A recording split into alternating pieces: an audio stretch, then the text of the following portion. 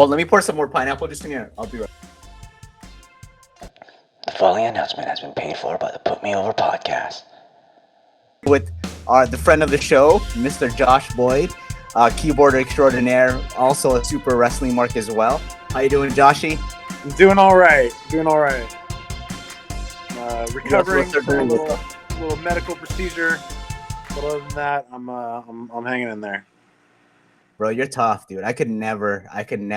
You know, that procedure is a wild one for sure. It's wild. Did you go home the same day? Did you have to stay overnight, or? Dude, it took like 45 minutes. Are you awake the whole time? No. They put me out. They had me get there like 6:30 in the morning, and then the procedure happened at 8, and then I think my girlfriend picked me up at like 9:30 or so. Oh, shit, that's not too bad. Yeah, not too bad. Where'd you end up doing it at? Is it like a Kaiser or some shit? Nah, I went to a urologist, and then they had me go to like a surgical center. The silver lining was they COVID tested me before the procedure, so I also got a bonus COVID test.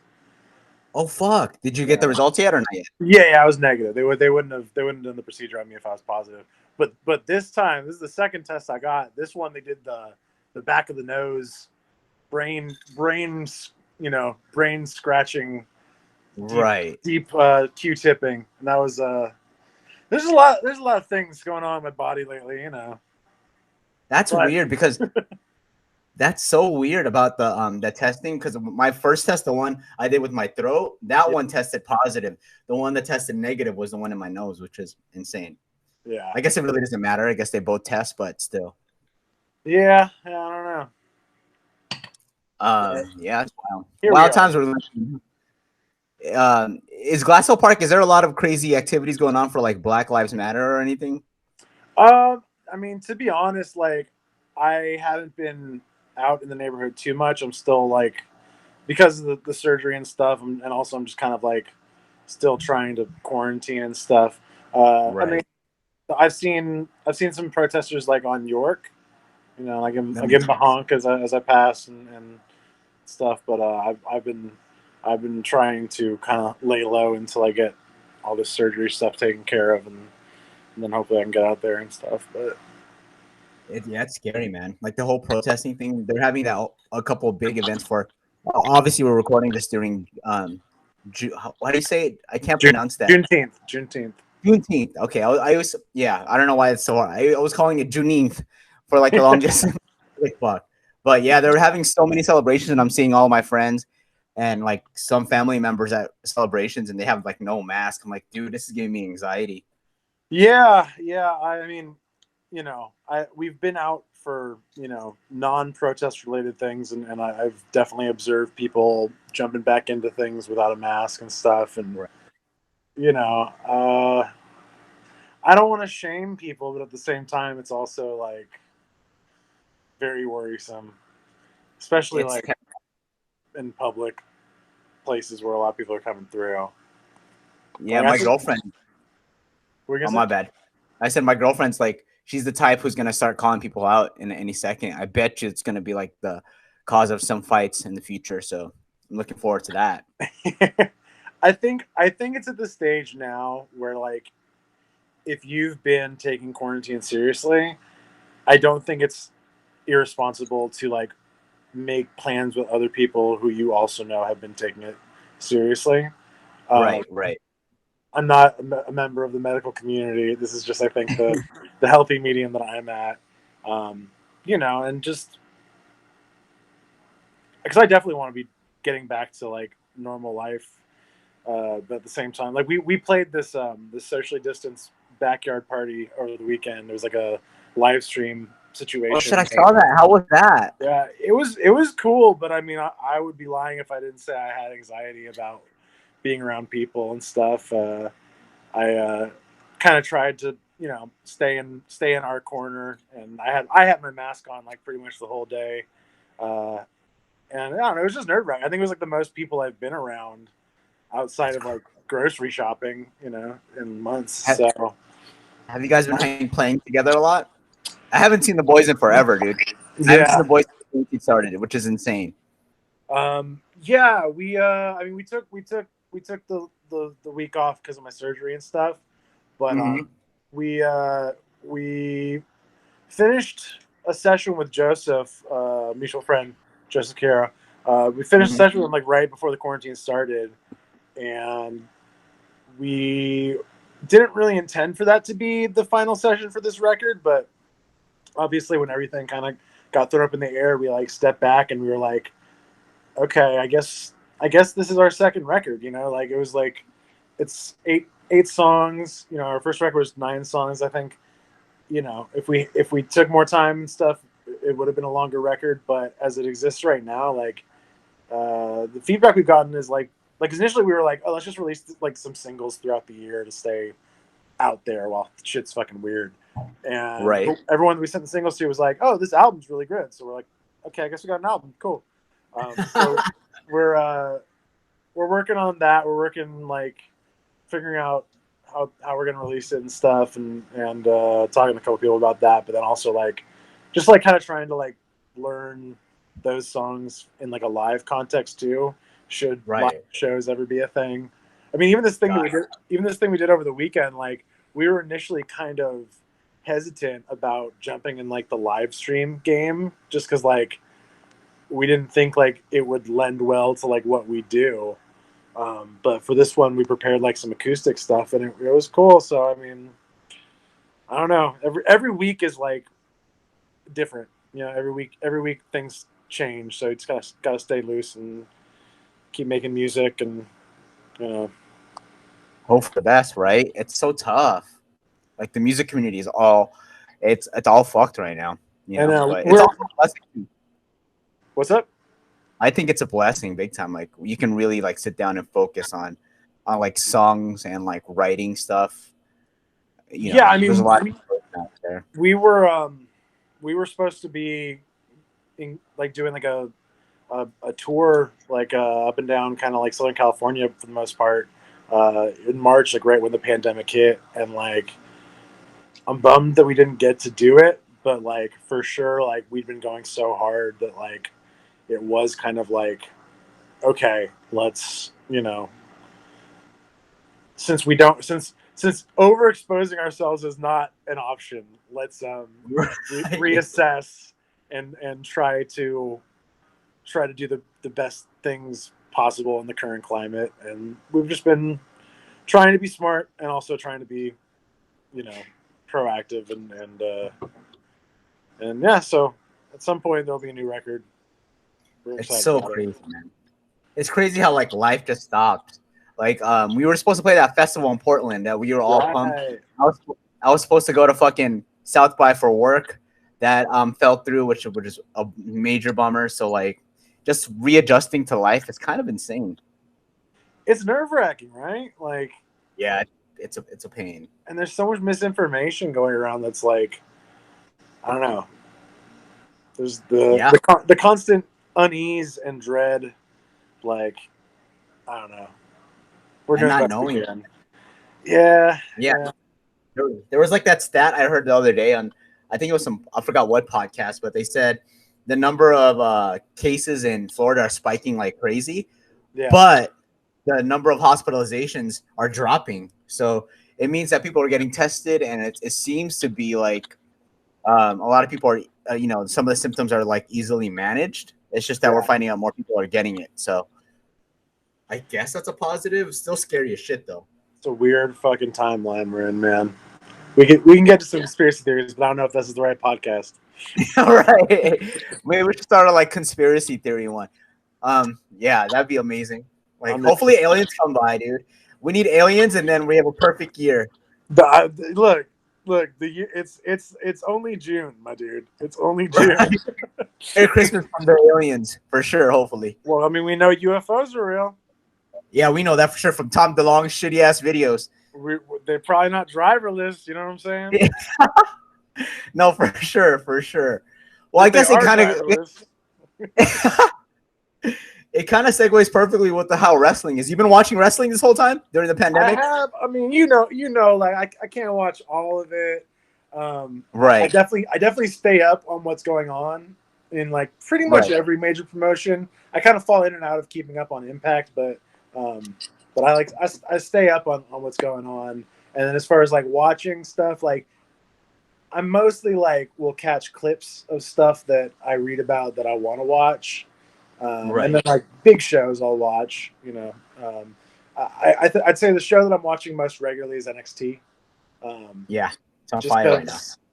Yeah, you know, they really slipped into kind of like an interesting little pocket with the whole empty arena era, where there's some characters that, you know, kind of lend themselves to the current weird state of things, and they've kind of been able to, because without having to rely on audience reaction, they get to take more like bold choices with character work, and there's no like confirmation of whether it's going to pop the crowd. It's just kind of like you get to actually like follow a storyline for a storyline's sake, which like I love that. I kind of hope that like even when the live audiences do return, like they'll still continue some of this like cinematic, you know, stuff. Because I was a big Lucha Underground guy, and that was kind of like what they did. It's exactly what they did. They're doing it now in all the promotions, and that's why I think like having some of those crowds like AEW and fucking you know, the fake crowds they have in NXT. But I do want to say, like, I think sometimes that helps push a narrative because, you know, the writers have agendas and they tell the fans how to react a certain way versus having it be organic, you know? So, who knows? Yeah, I mean, there's tons of storylines that, like, would have, you know, potentially played out really satisfyingly, but, like, they initially didn't get the crowd reaction that Vince McMahon wanted, and then he, like, pulled the plug or, like, tried to like change things up to like reach the crowd. It's like some of the storylines just kind of need time, you know, like some of the weird shit that you're going to try like is going to weird the crowd out. It's not going to like get that pop, but it's like there was like a storyline and it wasn't particularly well handled, but it was in TNA at one point where Sting was like a heel because he was accusing like Hogan of being a heel secretly or some shit, and like it went on for months where like Sting played like a heel, but then it like flipped because Hogan actually was secretly a heel the whole time, and it was like I remember watching it when Sting was like being portrayed as a heel. I was like, this isn't convincing. Like Sting's not a good heel, and I just like I like that they stuck with it though, and like so when it did flip, it was like that was the plan all along. Whether or not it like made for good TV the whole time, it's another question. But like, I like when they stick with their guns on storylines. Right. So you've been watching AEW too, like AEW and all. You've been watching AEW and WWE. So yeah, so AEW. I'll be honest, the TNT app on my Roku sucks. So I haven't been watching Dynamite all the way through. I'll catch clips of it. I with irregularity try to catch AEW Dark on YouTube. And I mean it kind of goes without saying, but like AEW Dark is definitely like Dynamite's the show. Dark is I was kind of disappointed. I watched all of Dark this week to try and like, you know, see what's going on. And it's all squash matches. And while I admire it because you're able to kind of advance character stories that way, as a show, I'm like, give me like one competitive match, you know. Like I tuned in mostly because I like what they're doing with Joey Janela and Sonny Kiss as a tag team. I love Sonny Kiss. I think he or she's great, or they are great, you know. And I like the way that they're being portrayed as like a tag team. But it was all squash matches, you know. It was just like after the fourth or fifth one, it's like it's probably like their version of WWE superstars from back in the day. You know what I mean? When you kind of know who's gonna win right off the bat. Yeah, but even superstars had like Essa Rios versus Grandmaster Sexay, where it was like a competitive match. Right. They both could lose, you know, and it wouldn't hurt anybody. Yeah. All the matches are like a signed wrestler versus like a person with a 0-5 win record, so kind of obvious, but no, I like a lot of things that AEW is doing. I like it seems like the women's division's finally like getting interesting. Right. I think Hikaru Shida is awesome. She's a star. She's probably the best thing they got in the women's division by far. Yeah, totally. She's a badass. And I like what they were doing with Nyla Rose, but it's just kind of it's she probably should have had the belt for a little longer. Right. But Hikaru Shida is like the right fighting champion, I think. It just seems like it makes more sense. I think they seem like they fucked up with Nyla Rose. Like they like, oh shit, was this the right move? And they probably like aborted real quick. It seems. Yeah, I'm not. I mean, I guess she had the belt for like a month or so, and it was like, but she got the belt, I think, like right before quarantine started, and then like kind of lost it in like her first defense to Shida. So it was like it wasn't really as meaningful of a run as it could have been. But oh no. But they're still finding their footing too. I mean, like like I was just watching it this week with how they have Allie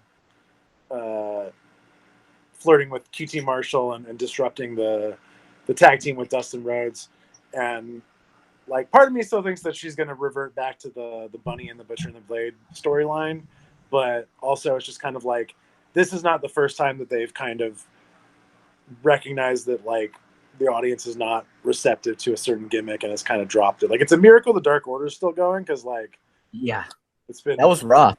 It's been rough, and I still think it's got potential. I mean, I think Brody Lee is great. But is he really like that's the problem I have with AEW? A lot of the times they like to claim they're like very different than WWE, but a lot of things they're going for, and I'm the resident AEW hater. Everybody knows, obviously, but like I still don't like. I mean, I'll give props where props is due, but as a product itself, like, is Brody Lee really going to turn some heads? You know what I mean? As like a leader of a big faction.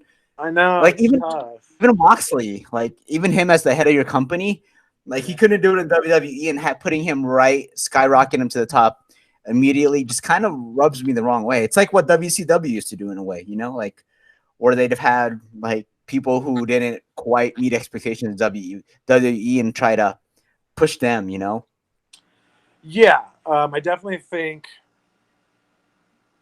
whoever takes the belt for Moxley should probably be like a homegrown AEW name, right?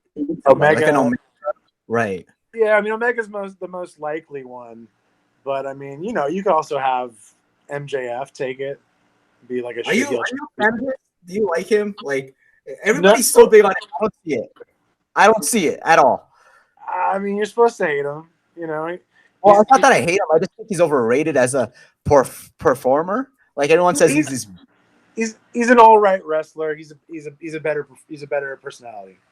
I agree with that analysis of him because his in-ring isn't very appealing. Like there's not a fantastic moveset, and even his talking is great, but like a lot of people can talk. You know what I mean? Yeah. So, I mean, and I think that I don't think that they can push MJF as like the main heel until they turn Jericho face. Right. Their gimmicks are close enough that Jericho would always overshadow him. And I think a Jericho face turn is going to happen at some point, but yeah, I don't know. I don't know how long they're planning on having on Moxley. It's also frustrating because it's like they're doing that thing where they want to book him as a dominant champion, but they're also just kind of giving him title challenges that are like the new, like, they gave him Brody Lee's first, major feud was for the world title. Brian was a mistake. What's up? I thought that was a big mistake because even my brother brought it up, and my brother is like a diehard wrestling fan, even more so than me. And he was like, "Is Moxley versus Brody Lee as a main event for your pay-per-view really the way to go?" It's kind of was that the main event on that show, or was that? Well, it was a championship match. It was the one right before that gimmick match, right? The stadium match. Yeah.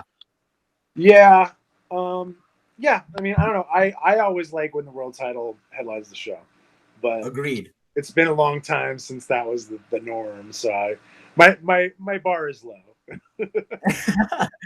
I honestly think at this point, like, it's weird because NXT and AEW are competing. And I think NXT's out AEWing AEW in a way because, like, look at their look at the wrestlers they have. They have much more appealing characters, especially this past week. Like, I love what's going on in the main event picture. How they're gonna do the champ little thing. They've done this like a number of times, and like I should not be like, I guess I'm not surprised, but it's like they continually go from like periods where they're like, oh, like all the top guys are gone, you know, right. To like all of a sudden they're like, okay, well, we don't have like a top guy anymore, but like we have like a collection of like interesting characters that like they kind of play off each other, you know. So I mean, from Johnny Gargano and Candice LeRae as like the worst couple to Tommaso Ciampa as like, you know, the flag bearer of the brand that can, you know, him losing to Karrion Kross is like, you know, it means something. You know, Karrion Kross, who like, I mean, freaking Killer Kross is going to get over no matter what, but like his gimmick lends itself to the empty arena. You know, it was just made it so much more epic when that whole, you know, entrance came about, and it was just like, it looked like something out of the darkness, you know. Right. Dexter Lumis is another one where it's like, I don't think that he would have gotten over with the crowd the same way he has in an empty arena, and they use that to their advantage. I'm a big Velveteen Dream mark. I don't really know what they're doing with him at this point. I think main roster, don't you think? Oh, it's been time. You know, and I'm the world's biggest Firefly Funhouse mark, but I'm still bummed that we didn't get Cena versus Velveteen Dream at WrestleMania this year.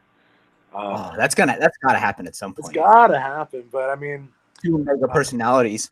But it's funny. I don't think Velveteen Dream should be. Well, I don't think he should be a face either. I think they got to put him back to heel at some point. But right, I also don't think he needs the NXT title. Like, he doesn't. No, they could have put on him, and he deserves it, but he doesn't need it. So I'm okay with that. It looks like they're going to be making Karrion Kross the guy, though. Which, like, I'm all down for dark shit, so that's cool. And it kind of looks like they're gonna keep some of those veterans in NXT. Like, it's crazy how Ciampa and Tommaso, Gargano and Ciampa both lost at the last pay-per-view in your house. Right. I was thinking that this was like the changing of the guard. It's time for a new era in NXT, but obviously Gargano's involved in one of the bigger storylines going forward. And Ciampa said on numerous occasions that he does not want to go to the main roster. And I'm cool with that. 100% cool with that. Totally. That makes sense. Because I don't know. And then like you have Finn Balor still floating around. I'm not like really sure what he's doing right now, but he's still great in the ring. You can use him as a good guy or a bad guy. I'm not really sure which one he is this week, but and he kind of validates everybody too, I think, in NXT, because if you get like a good match with him or a win over him, that makes you know what I mean? Because he's like the validation person in NXT right now. Totally. I just wish that they were giving him more of like a character progression, and I think he got kind of fucked by the quarantine too, because I think if he actually did feud with Walter over the UK title, that would have like been a progression of his storyline. Would have made his face turn to make more sense. But you know, whatever. We're missing Walter this whole quarantine too, which is insane, which is sad. What's up? It's sad that we're missing Walter in this whole fucking pandemic, because he's a brilliant performer. Done, and then on the AEW side, Pentagon, I'm missing that fool. Stuck somewhere. Yeah. Excuse me. Wow. Like, WWE right now, I think, is in a good place. As much as like people give shit for it, like, you have a lot of really good stars like Aleister Black's in one of the bigger feuds, I think, for the future too, with Seth Rollins and his whole little faction. Mm-hmm. But I think, and the Drew dude, did you watch a pay-per-view this past weekend? I watched parts of it. I didn't see the Drew match. I saw Orton versus Edge. and I saw the Street Profits Viking Raiders thing. Yeah. um, Well, you definitely got to see that. I was surprised that Bobby Lashley Drew McIntyre match was fucking good. Yeah. Well, they had some good matches in Impact too. Yeah, and I'm happy for Bobby. Like he's actually in a meaningful role now, versus that he's gonna leave Lana. Obviously, it looks like so. Do you think she's gonna leave WWE too? Probably, like her husband's gone, so Yeah, right. Who knows? What else can she do? Like she's useless otherwise. I think. I mean, yeah, I don't know. What'd you think of that greatest match of ever, dude? I'll let you tell me what you thought. I thought it was good. I think it was. I don't think it was the greatest match ever, but no, it was real good. I mean, that's the thing is, it was in the same week as that Daniel Bryan AJ Styles match, and it was just like they were both like 4.5-star matches, which is like agreed. Everyone should be proud. Everyone should be proud. Agreed. That match though exceeded my expectations like crazy. If it was a live match, if they were to execute that like at WrestleMania, that would arguably be a 5-star match. But since we know it's taped and they had these cool like in-ring shots with the cameraman clearly inside the ring, which was made the match what it was. But I thought that match it was so good. They're fucking beasts. I thought that was one of the bigger. Honestly, it's probably right up there with like the best of all the pre-recorded cinematic type matches. Yeah, I mean, I would say for me, Firefly Funhouse is the first one, just like that shit. But then I'd probably go greatest match ever, and then Boneyard match, and What about the Stadium match? Where do you put that? A lot of people are saying that's the best. It wasn't. There was too much going on. To be Stadium honest. Stampede. Yeah. Is that what you said? I didn't see all of it. I'm only seeing clips of it, so I can't be a fair judge. But I've seen people saying it's the best thing ever, and I've seen people saying it's ridiculous. But the clips look great. I mean, Jericho is just fucking. He's so good. Yeah, he's the greatest performer probably. He's probably top 10 now. I used to think he was top 20. He can make an argument for top 5 all time. I mean, he's having arguably his best years right now. Yeah, which is insane. He's like 50, which is fucking insane. But yeah. So wrestling's pretty good right now. Like Bayley's evolved. I thought Bayley and Charlotte have been really good. Like even the character that they're doing with Sasha and Bayley, I think it's fantastic work. Well, I mean, that's the ultimate slow burn storyline, isn't it? Right.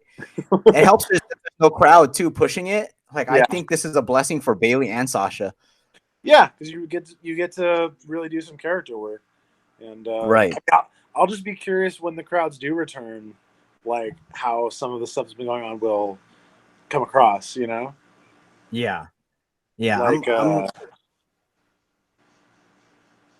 I don't know. I mean, obviously, I don't know where he is right now, but I think the Fiend has really had the most kind of fun with the medium of an empty arena or production value at his whim. So I'm sure, I don't know, because that was weird, right? How they just had. I don't know if I like when they have just Bray Wyatt wrestle matches.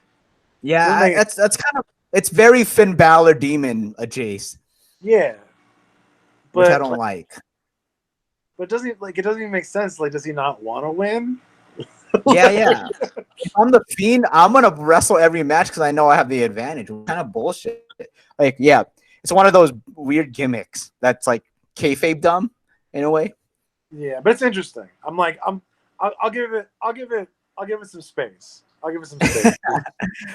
Let's see where it goes. Maybe at one point he has like a split personality issue where he fights himself in the ring. Hopefully that happens. Yeah, I guess. Well, I can see them doing that with like a Firefly Funhouse kind of thing.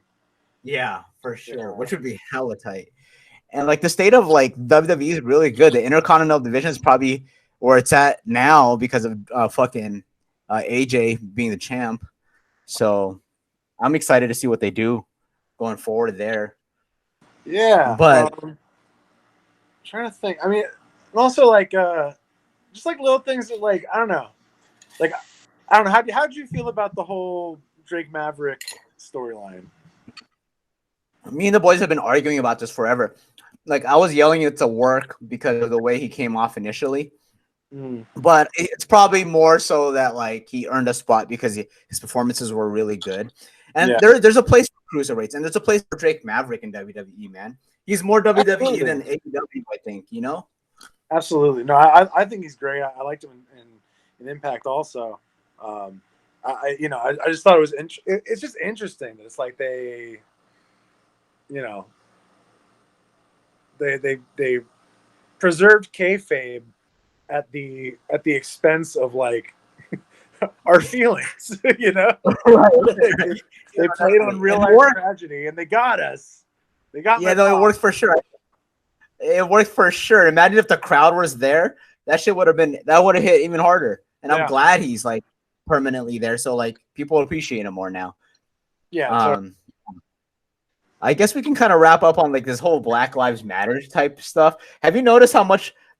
I don't know if Apollo Crews has coincidentally got more pop or more heat lately, but he's doing a really good job. And I think that guy, like subtleties, like he had a match this week where he kind of cheated to win and was like, yeah.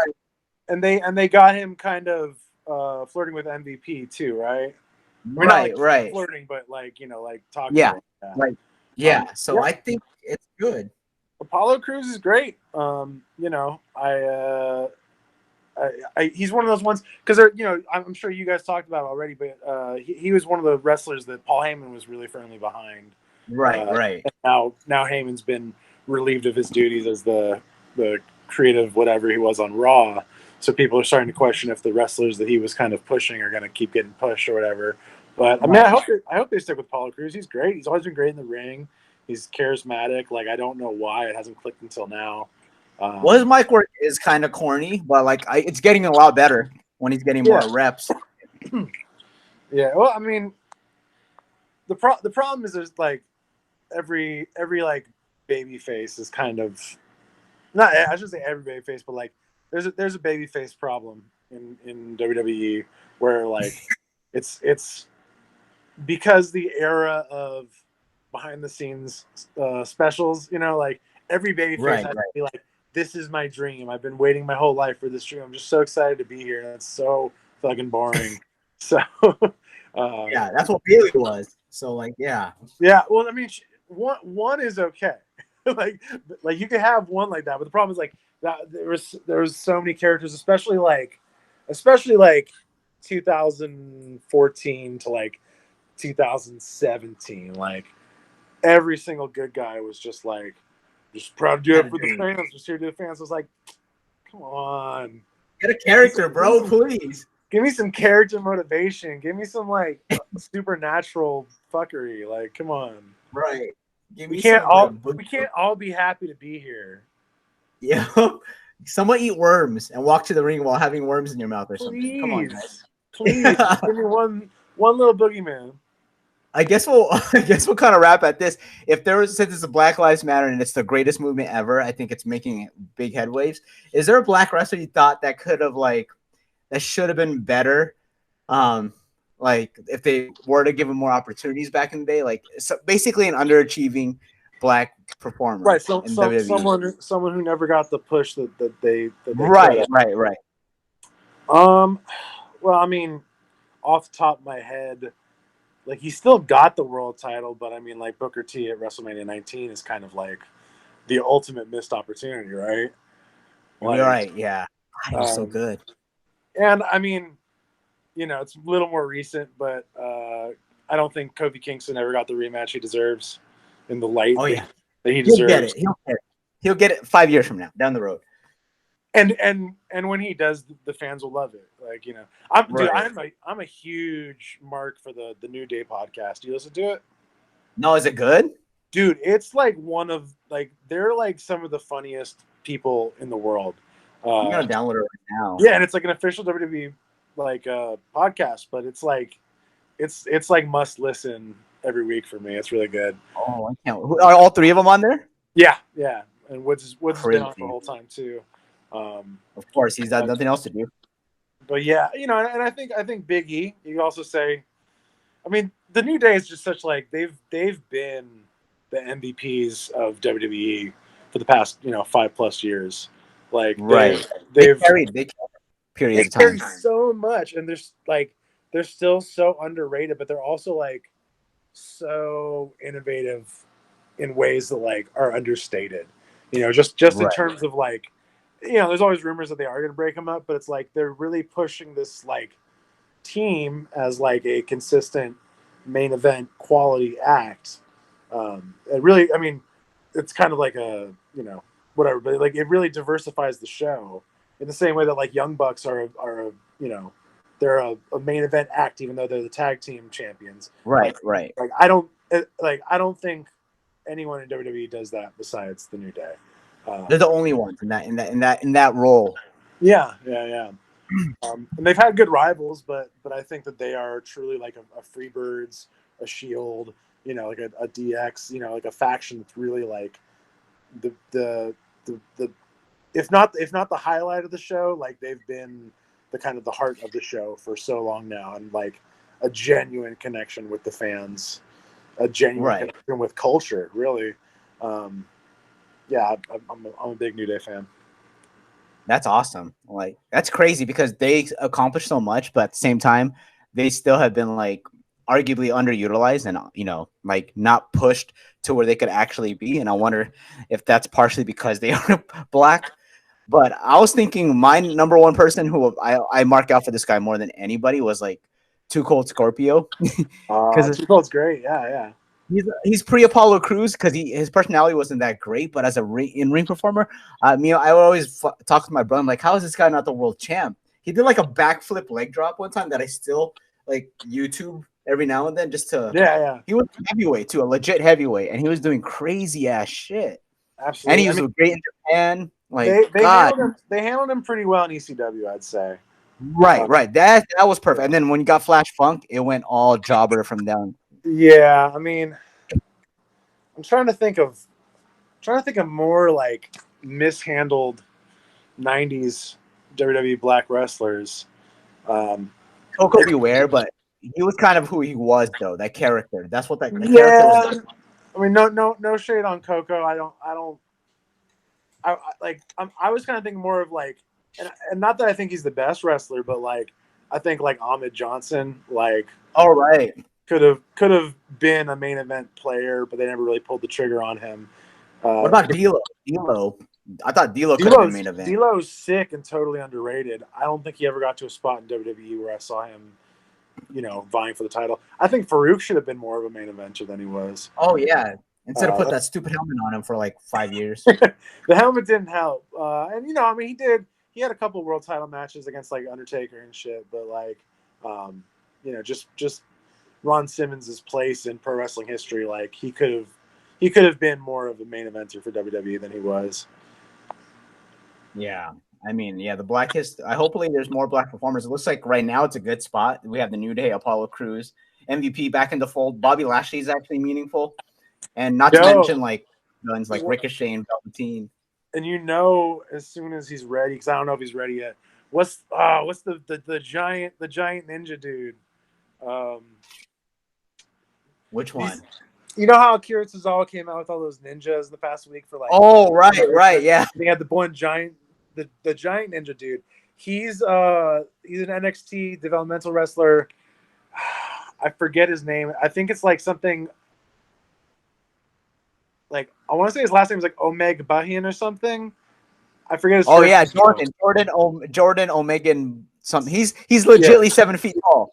He's ginormous. So he's gonna be a champion at some point. Yeah, I'm sure if he doesn't suck in the ring, he'll get pushed to the moon. Because like, and if he does, look at like Great Khali fucking shit like that. So. That's what I'm saying. Like sometimes you just gotta be big, and that's it. So yeah, he's huge though. He's ginormous. But then you got Braun Strowman, who's like legitimately great in the ring, and he's ginormous. So like, right. We'll see. Okay.